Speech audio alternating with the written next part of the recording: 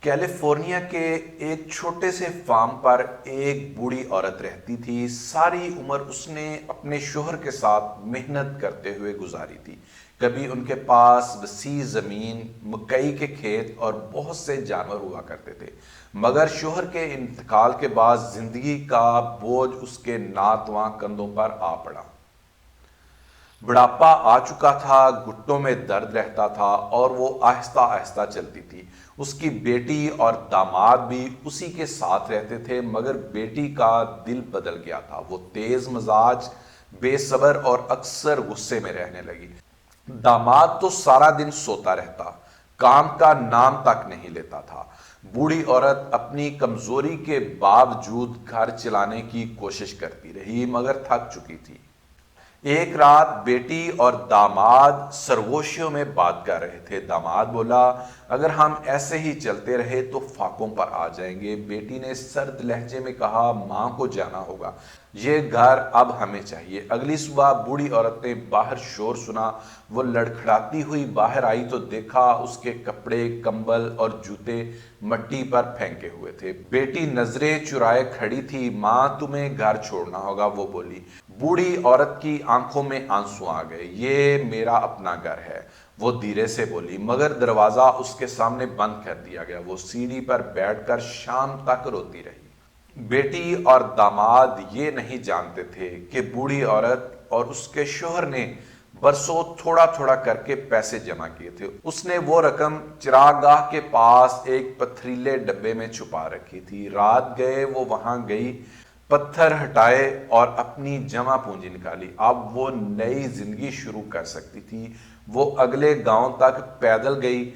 وہاں ایک اچھے کسان خاندان نے اسے پہچانا، اسے کھانا، چائے اور رات گزارنے کو ایک چھوٹا سا کمرہ دیا۔ اگلی صبح اس نے پوچھا، کیا کوئی زمین فروخت کے لیے ہے؟ جواب آیا، ہاں۔ اس نے اچھی سی زمین خریدی، پڑوسیوں کی مدد سے ایک لکڑی کا مضبوط گھر بنوایا، مکئی لگائی، مرغیاں پالیں اور سکون سے رہنے لگی۔ ایک نوجوان پڑوسی لڑکا اکثر اس کی مدد کرتا۔ وہ مؤدب، محنتی اور نرم دل کا تھا۔ ادھر بیٹی اور داماد کی حالت دن بہ دن خراب ہوتی گئی۔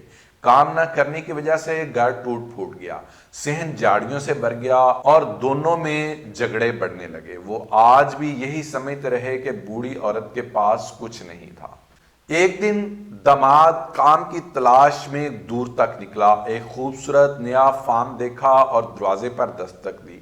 دروازہ کھلا، سامنے وہی بوڑھی عورت کھڑی تھی۔ وہ چونک کر بولا، آپ؟ وہ پرسکون لہجے میں بولی، ہاں میں۔ اس نے کہا کہ وہ بھوکا ہے، بے روزگار ہے، کوئی کام چاہیے۔ بوڑھی عورت نے کہا، میں تمہیں کام دوں گی، مگر ایک شرط پر، میری بیٹی کو نہ بتانا کہ یہ میرا فارم ہے۔ داماد فوراً مان گیا۔ وہ روز محنت کرتا اور وہ کبھی اس کے ساتھ بدسلوکی نہ کرتی، بس ایک سوال کرتی، میری بیٹی کیسی ہے؟ وہ ہمیشہ جھوٹ بولتا، وہ ٹھیک ہے، جبکہ وہ نہیں تھی۔ ایک صبح بیٹی اس کا پیچھا کرتے ہوئے کھیت تک پہنچ گئی۔ وہ حیران رہ گئی، اتنی بڑی زمین، خوبصورت گھر، اور پھر اس نے اپنی ماں کو دیکھا۔ وہ چیخی، آپ کے پاس یہ سب ہے اور میں تکلیف میں ہوں۔ بوڑھی عورت نے دھیرے سے کہا، جب تم چیخ لینا پھر بات کرنا۔ بیٹی نے دولت مانگی، گھر مانگا، جو کچھ بھی مل سکے۔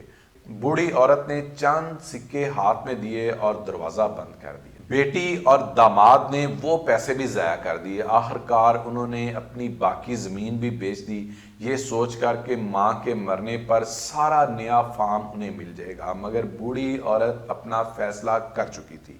اس نے وصیت لکھ دی تھی، میری زمین اور میرا گھر اس لڑکے کے نام جس نے اس وقت میرا ساتھ دیا جب میرے پاس کچھ نہیں تھا، جس نے اس وقت میرا ساتھ دیا جب میرے پاس کوئی نہیں تھا۔ میری بیٹی کو کچھ نہیں ملے گا۔